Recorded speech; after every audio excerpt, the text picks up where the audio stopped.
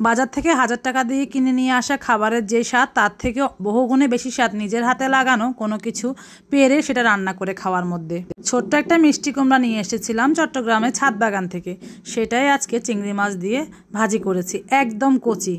জিনিসটা খুব সামান্য কিন্তু খেতে হয়েছে মাশাআল্লাহ।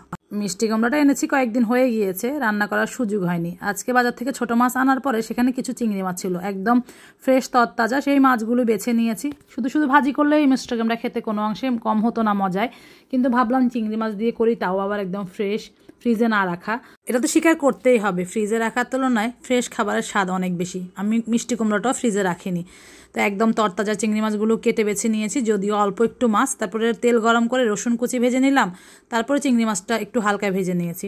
এখন দিয়ে দিয়েছি কাঁচামরিচ, পেঁয়াজ, পেঁয়াজের কালি, এগুলো দিয়ে হালকা একটু ভেজে নেব। যে কোনো সবজিতে রসুনটা ভেজে দিলে বেশি খেতে ভালো লাগে, বাটা থেকেও কুচি রসুনটা আমার কাছে ভালো লাগে। তো এক একজনের পছন্দ এক এক রকম, যার যেমন ভালো লাগে। অনেকে আবার বাটা দিয়ে খেতে পছন্দ করেন, তারা চাইলে বাটা দিতে পারে, কোনো সমস্যা নেই। তারপরে দিলাম ছোট 2টা টমেটো আর স্বাদ মতো লবণটা এই পর্যায়ে দিয়েছি যেন টমেটোটা তাড়াতাড়ি সিদ্ধ হয়ে যায়।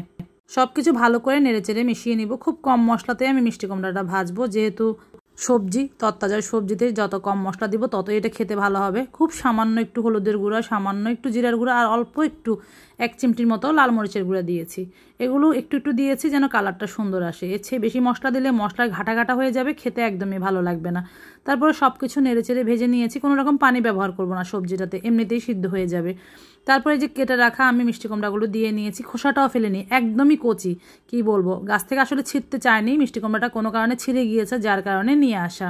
মিষ্টি কুমড়োগুলো দিয়ে মশলার সাথে ভালো করে মিশিয়ে নিচ্ছি। এখন অনেকেই বলতে পারেন মিষ্টি কুমড়া ভাজি সেটা কি আবার দেখাতে হয়? আপনারা যারা আমার রেগুলার ভিডিও দেখেন তারা কিন্তু জানবেন আমি বেশিরভাগই শাক, সবজি, ভর্তা, ভাজি এই টাইপের ভিডিওগুলো দিই, কারণ এগুলো অনেকেই পছন্দ করে। কোরমা, পোলাও, রোস্ট এগুলো তো আপনি ইউটিউবে সার্চ দিলেই পেয়ে যাবেন। কিন্তু ঘরোয়া রান্নাগুলো করতে গিয়ে অনেক সময় আমরা নতুন নতুন যারা রান্না করি তারা ঠেকে যাই। তো এরকম ছোটোখাটো টিপস দিয়ে ভিডিওগুলো শেয়ার করে যেন অন্তত 1-2 মানুষেরও হলেও উপকারে আসে। যেহেতু আমি রান্নার ভিডিও শেয়ার করি বা শেয়ার করতে ভালোবাসি, আর এটাই আমার কাজ, তো সেক্ষেত্রে কারো না কারো হয়তো বা উপকারে লাগতেও পারে। সব শেষে যখন সিদ্ধ হয়ে গিয়েছে মিষ্টি কুমড়াগুলো, আমি 1 চিমটির মতো উপর থেকে চিনি ছড়িয়ে দিয়েছি। মিষ্টি কুমড়ার মধ্যে চিনি দিলে স্বাদটা খুব ভালো আসে।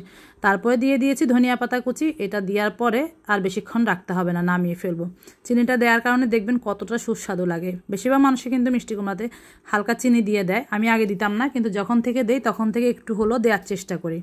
অল্প একটুকুনি হয়ে গিয়েছে। এই মিষ্টি কুমড়াটা দিয়ে ভাত খেতে সেদিন দুপুর যে কি মজা লেগেছিল, যেহেতু ভিডিওটা আমি পরে এডিট করছি তাই আপনাদেরকে এখন বলতে পারছি। সে যাই হোক, রান্না তো শেষ, আগুনটা নিভিয়ে দিচ্ছি। আমার কাছে তো রান্নার ভিডিও শেয়ার করতে ভালো লাগে, আপনাদের কার কাছে ভিডিও দেখতে ভালো লাগে কমেন্টে অবশ্যই জানাবেন। সবাই ভালো থাকবেন, আল্লাহ হাফিজ, আসসালামু আলাইকুম।